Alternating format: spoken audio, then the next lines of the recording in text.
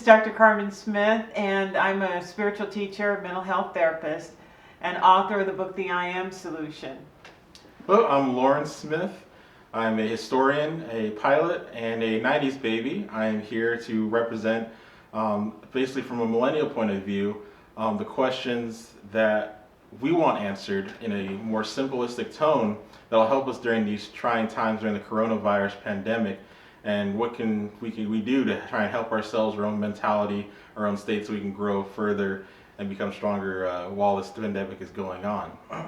So Dr. Smith, it's a little weird saying that just because this is my mom, so I'll just say, Mom, so what is going to help us to get through this pandemic? Well, I think that it needs to be simple spiritual practices that you can do every day. But I want to introduce the 5-pointed star to everyone because it's a simple way to stay in love. In other words, you can't have the love vibration inside of you and have fear at the same time.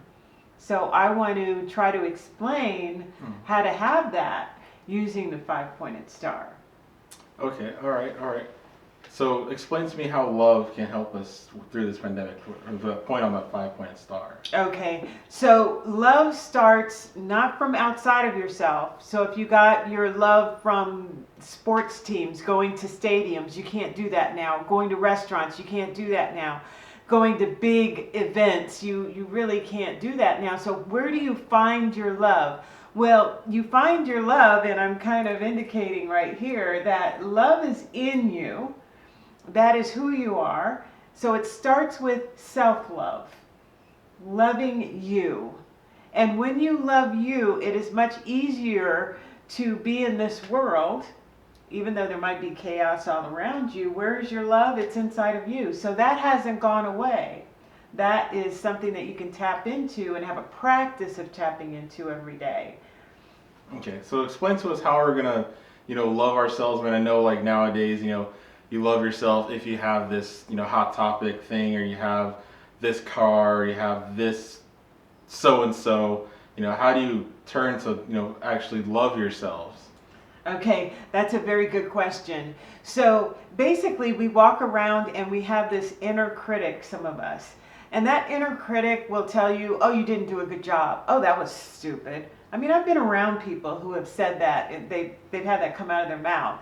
They're like, oh, that was stupid. And I turn to them and I'm like, wow, that is how you see yourself. That is an example of not loving yourself. That's an example of you need to cultivate self-love.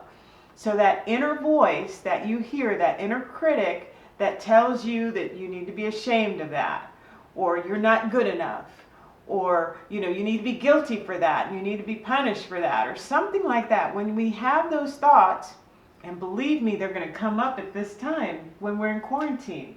These thoughts are going to come to the surface, and that's when you know, wait a minute, I need to do more self-love. I need to have an inner voice that is more loving. That is self-love. The inner voice within you, turning that critic into a love. Like, I care about me. I am precious.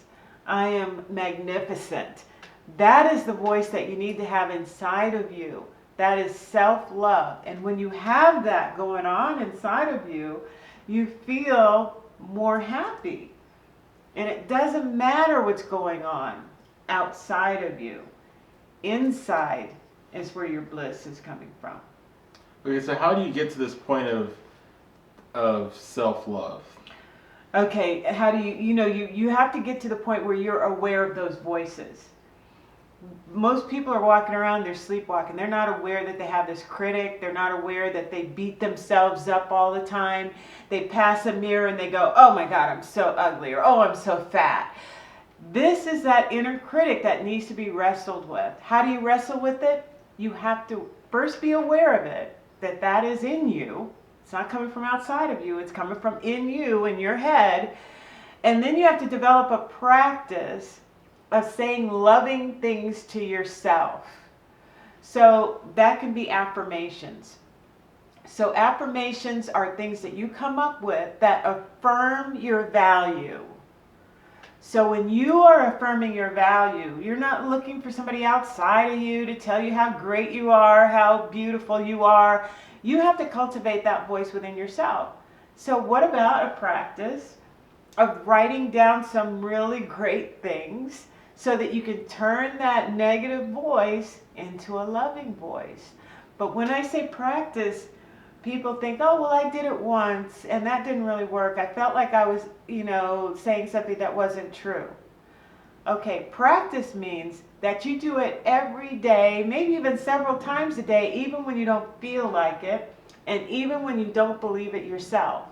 Because remember, you're trying to rewire your brain that has been wired a certain way over a period of time. So it's going to take more than a couple of times to tell yourself, oh my gosh, I'm so fabulous at this and I'm really great at that and I'm really glad I did a really good job with that. I'm so glad that I took the time to do it. That's the cheerleader you're developing within yourself, and that's self-love. Gotcha. I think that was a very good explanation, and it shows the point that it's during the hard days too that you still have to use this self-love practice. It's not something that just snaps and all of a sudden you love yourself. It's something that takes time. It's as you said, a practice and things like that. What's another way, at least you said your 5-pointed star, what's another point of that star that can help us during this time? Another part is self-love. You also want to look around you. And if you have friends and people that you've been hanging out with or family that are negative, that are doom seekers, that spread negativity, that are always maybe taking bits and pieces out of you by criticizing you, you'll become more aware of that as you become more loving towards yourself. So you become more aware of the haters out there. And so when you're more aware of it, you have to figure out, okay, so who am I? Am I a judgmental person? Am I a hater because I'm with this group of haters? Do I want to stay in that category, or do I want to be an example of what walking in love looks like within my friend base, within my family? And if you decide to be an example, that is a wonderful thing, because now it's your responsibility to show everybody how walking in love, how that looks like in the world. So you're going to be writing posts that uplift people rather than tearing people down. Instead of criticizing somebody with a text, you're going to, be more curious. I didn't see it that way, but I understand how you do. And some people just want to be heard. So you don't have to attack another person. You can just let it lie there. Even if it's the most negative thing that you see on the internet, you don't have to participate. But what you can do is kind of understand where the person is coming from. And because you've worked on all of that stuff within yourself, you're not looking for somebody to say, oh, good post. And even if they say, oh, good post, it's kind of like water off a duck's back. Because then when they say, oh, that was a horrible post, that won't affect you either. Why? Because you're self-contained. You've been doing a practice of loving yourself. You're not looking for it outside of yourself. So when somebody criticizes you, it's almost like they're just saying words and you just go, oh, yeah, I kind of understand that. Self-love infiltrates every part of our life. So when we're on the internet, when we're with our family, when we're with our friends, we are the example of what love looks like. Okay, so how does this help us during this quarantine? I understand how that helps us in life. We're in the quarantine right now. We have bills that need to be paid. We have dreams that we want to do, or some people, like you said, we're extroverts. They want to go party. I know my generation will want to go party. So what does this self-love do for us during this quarantine specifically? Because at the end of the day, this is a hard time for us right now. So what does this do for us now? It's part of the 5-pointed star. So love is what we're trying to get to, right? We want to get to that wholeness within ourselves. We also want to practice compassion. So compassion along with the other point, and look at it like your body, okay? So you have love, which is at the top, this 5-pointed star. You also have compassion. You also have gratitude, acceptance, and trust. So the reason that those are all together is when you're practicing all of that, you become what a star is. It generates light. Now I want to break it down simply because some people don't understand that light is an energy.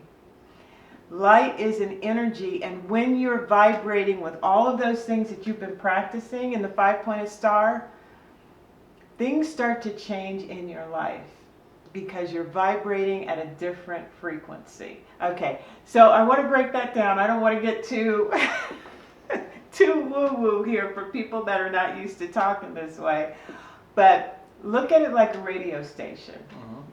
If I'm turning the radio station to the news, I have it on a certain frequency. I can't see the frequency. I just know that if I turn that knob, it's on the news. If I turn it something else, it becomes hip hop. If I turn it again, it becomes something else. If I turn it again, it's something else. So that's when I'm talking about frequency. So if I'm vibrating with love, I'm tuned into a frequency where the universe works its best magic. If I'm in a lower frequency on another radio station that is vibrating in fear, lack, I don't have enough, limitation, I will get exactly that. I will get more fear, lack, and limitation. So all I'm saying here, without being woo-woo, is turn your radio station to the highest frequency, and that is love. And it starts with self-love. Okay. And then compassion. I just want to talk about one more thing, compassion, before we go to the next video. So compassion is when you have compassion for yourself, you see the wrong that you've done. You've seen where you could have come up higher. You've seen where you could have made different choices. You see the right, you see the wrong, and you go straight to unconditional love. Don't put conditions on it. You just love you. It's not that you don't see what you've done wrong. Yeah, I understand. I learned from that. You see the right. You're a fabulous, wonderful person, full of love. And then you just go straight to loving you. Once you have a practice of compassion for yourself, you can then apply it to other people. You can see their wrong, see their right, go straight to love. And does that mean condoning another person's actions? No, it doesn't mean that what they did was okay. It just means that you understand.